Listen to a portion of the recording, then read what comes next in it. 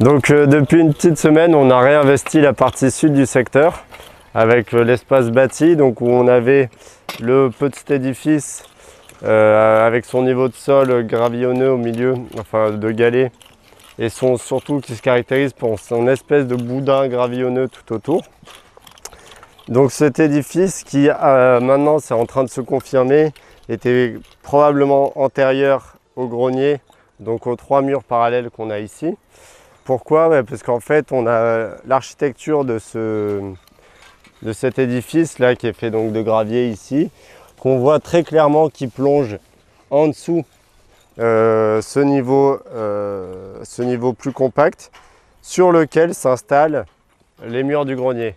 Donc déjà là on a une relation stratigraphique qui est très intéressante puisque l'an dernier on n'était pas encore certain de cette relation. Donc on a le petit édifice qui est construit, puis ensuite dans un second temps il est recouvert et le grenier est construit et il vient entamer le petit édifice. Dans les niveaux justement qui viennent recouvrir ce petit édifice, bon, on a un peu de céramique, des os comme d'habitude.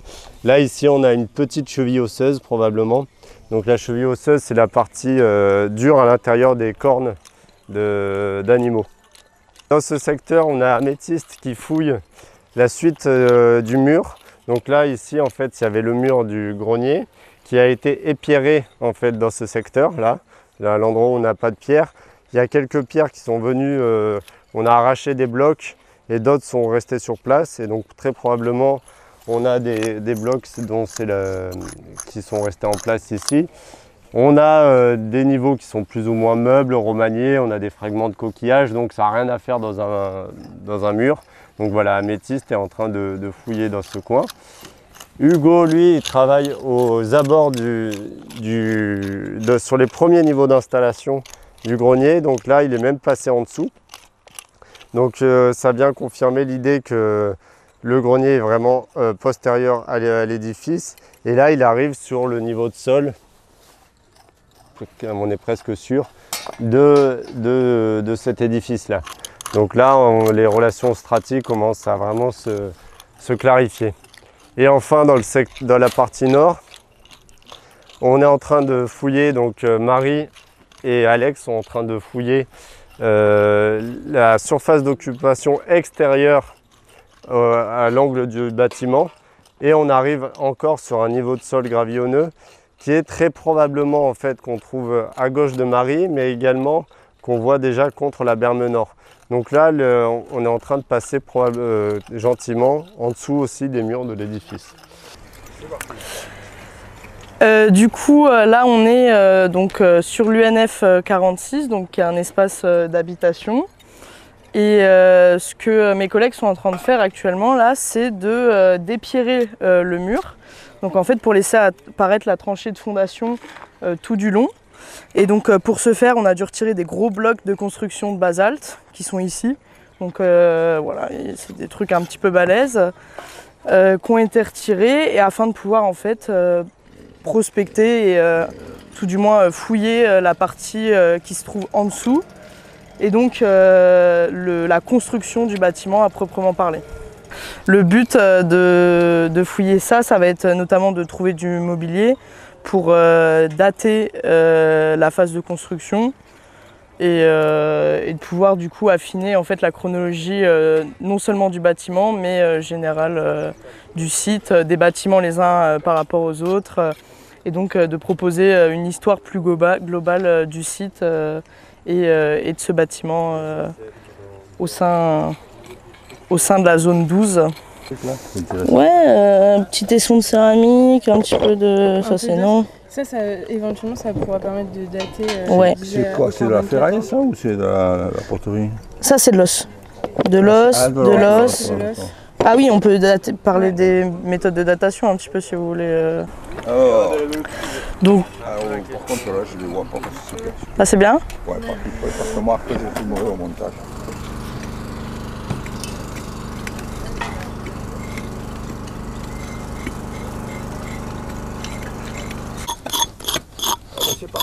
Donc par ici on arrive sur à la rasée de ce mur qu'on a découvert un peu plus tôt en agrandissant la berme.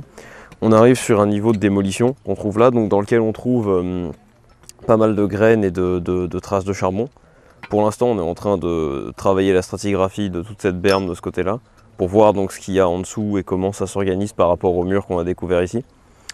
Et du coup, pour l'instant, on est tombé sur cette espèce de structure où on voit des blocs de basalte qui se mettent à la suite des uns des autres et qui s'organisent par rapport à une espèce de couche de céramique fondue qu'il y a par-dessus et d'autres tessons de céramique autour, donc qu'on peut mettre en rapport avec cette couche de démolition, cette couche de destruction, qui est relativement cohérent, mais pour l'instant, on ne peut pas vraiment savoir ce qu'est cette structure, ou en tout cas comment elle s'organise par rapport au bâtiment et au mur. Et même la question de savoir si on se trouve à l'intérieur ou à l'extérieur du bâtiment. Parce que la question posée par le mur qui a été découvert ici dans la berme remet en question le plan de l'intégralité du bâtiment, de savoir si les parties qu'on pensait être extérieures étaient en fait d'autres parties intérieures.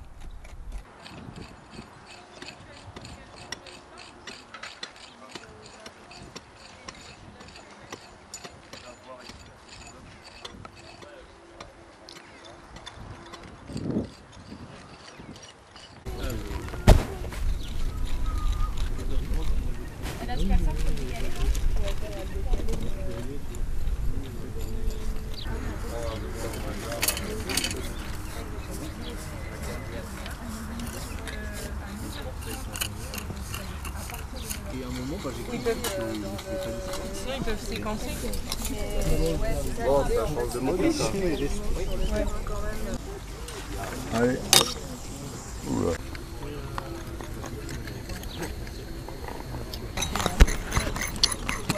C'est un merde ce truc.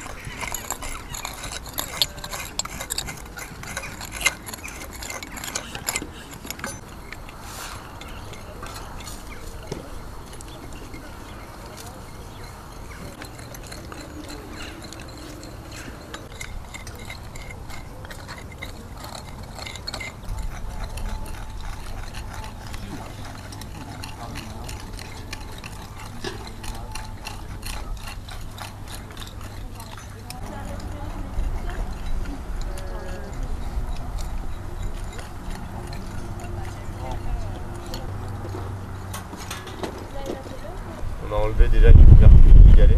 Ah, oui. Oh, il est pas grande dans la maison. Hein. Quoi? Ouais, il est pas grande dans la maison. Eh Là. oui, oui, en face 10 maisons, mais effectivement, on ne sait pas trop ce que c'est. Ouais. Et en fait, le sol a un aspect un peu sableux,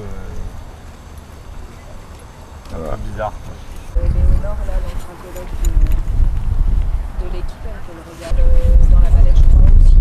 C'est pas dans la mallette, c'est dans une boîte blanche juste derrière les tables de pique-nique au container.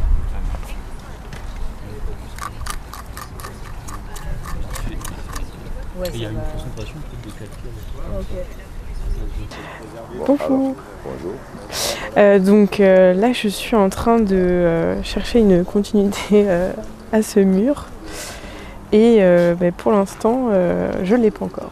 Mais il y a des ossements par ici qui peut-être fonctionnent avec ceux qu'on a de l'autre côté, parce qu'ils passent en dessous la pierre. D'accord. Il y a Ah, des bah, ossements, ça, c'est intéressant. Ouais, juste ici, enfin un peu partout. Puisque ce niveau-là, a priori, c'est le niveau qui bute contre le mur. Mm. Donc si on se met à plat, en fait, il y a deux options. Soit on a un angle, et c'est pour ça qu'on ne retrouve pas la continuité du mur. Ça veut dire que le mur de refend, couler avant ce que tu es en train de faire, enfin l'endroit où tu es en train de travailler. Ou la deuxième option, c'est qu'il ait été épierré, enfin qu'il existe, mais qu'il ait été épieré, donc qu'il apparaisse seulement en négatif. Mais là, si on fait un beau à plat, c'est pareil, on le verra en fait. Ouais. En négatif. Ouais. Ok. Donc voilà, ça vaut le coup, là on cherche ça vaut le coup d'approfondir ici, puisque là c'est un mur qui est antérieur, ce petit muret,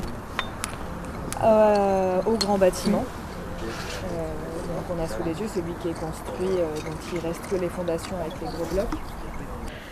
Alors du coup, donc on est toujours dans l'UNF 46, donc à Bessan-la-Monédière, et là on est sur une zone qu'on est en train de descendre en fait. Donc il y a quelques jours on était encore à ce niveau aussi, et donc c'est un niveau cendreux qui est assez épais, donc un niveau de destruction certainement, avec pas mal de taches noires. Donc tout ça là c'est vraiment hyper cendreux, on a des inclusions de charbon, etc.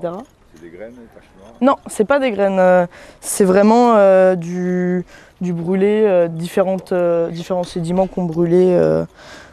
On a aussi des taches oranges, c'est pareil, c'est de la terre rubéfiée. Et donc là, on est en train de descendre, donc on a épierré le mur, donc dans la continuité de ce qu'on avait fait la dernière fois. On continue d'épierrer le mur pour voir en fait ce qui se passe en dessous, s'il y a la continuité des couches de destruction. Oui, là on a trouvé, il y a un petit amas de galets, là il y a une phalange de bœuf, voilà, il y a quelques petits trucs. Ici aussi on a un petit niveau avec des petits galets, un petit cailloutis, une céramique qui est encore plantée. Donc on est en train de dégager ça gentiment pour documenter la couche de destruction, et après essayer par la suite de voir ce qui se passe en dessous sur les niveaux d'occupation réels. Voilà. Donc le secteur 3, cette année l'objectif c'était, dans la continuité de l'année dernière, on a fouillé d'abord par sondage pour essayer de comprendre la stratigraphie en profondeur avant de pouvoir s'étendre sur les bords. Donc on a continué dans le sondage qui est ici, et on est tombé justement rapidement sur le niveau de cailloutis qu'il y a là, un niveau très dense de cailloutis avec du matériel à l'intérieur, qui fait beaucoup penser justement aux cailloutis de la voie. Et donc le but c'était de faire le lien entre le secteur 1, la voie, et le secteur 3, l'habitat. Donc c'est ce qu'on fait, et c'est pour ça qu'on a étendu maintenant sur à peu près la moitié du secteur au niveau de ce cailloutis qu'on cherche. Et donc là actuellement on s'est posé sur le niveau qui recouvre juste le cailloutis, qui est de la sédimentation de voie. Et donc on pourra justement bientôt faire le lien là, donc l'objectif va être atteint dans la campagne, de faire le lien justement entre la voie et le secteur de l'habitat. Donc voilà, c'était l'objectif. Donc on a enlevé quand même pas mal de sédiments avec des gros remblais par-dessus qui viennent juste recouvrir ce cailloutis. C'est les recharges de voie avec un peu plus de matériel grossier. À force d'utiliser la voile, à force de marcher, elle est abîmée, elle s'abîme, il y a des trous qui se feront, et donc on va venir recharger dedans. On va remettre des galets, remettre du matériel pour ensuite retasser et pouvoir continuer à marcher dessus. Je disais, ici on est sur les espaces bordiers de la voie qu'on a en fond, et on travaille là depuis cette année sur des creusements qu'on a repérés là au fil des ans en travaillant sur les remblais. Et donc en travaillant sur ces tranchées, on a perçu donc déjà des formes assez particulières avec des surcreusements en bout de tranchée et puis des interruptions soudaines qui sont bien marquées parce qu'on a des niveaux de sol juste dans la continuité. Et donc en fouillant là, à l'instant, on vient de sortir donc cette petite céramique, une petite cruche dont le style sera déterminé quand on aura un peu plus de visibilité. Pour l'instant, on est encore loin de l'avoir dégagée. Elle semble par contre reposer sur le fond de la tranchée qui est marqué là par les niveaux de galets et de blocs. Alors si c'est le cas, ça peut être relativement intéressant, d'autant que donc on a déjà remarqué que la céramique était percée au fond, donc on pourrait être dans un contexte rituel. Ce qu'on sait de ces tranchées, par contre, donc c'est déjà leur forme particulière, donc comme je disais, elles ont des surcreusements, des interruptions nettes, et puis elles sont curvilignes, ce qui n'est pas commun pour un fossé par exemple. Sur une surface comme ça, c'est étonnant. Après, on sait surtout que toutes les structures qu'on a là en place sont impactées par ces tranchées a priori. C'est un fragment d'amphore que j'ai pas regardé ce que c'était encore. Alors après, là-bas, on a une zone avec un petit épandage. Mais on a un petit épandage, mais on avait plusieurs zones comme ça d'épandage ponctuel. Au plus on approchait des espaces là depuis la voie, on avait de plus en plus de zones d'épandage de ce type. C'est des zones de rejet a priori sur l'espace public, c'est la poubelle quoi. Ou alors on est sur la place du marché et puis on le découvrira plus tard. Voilà.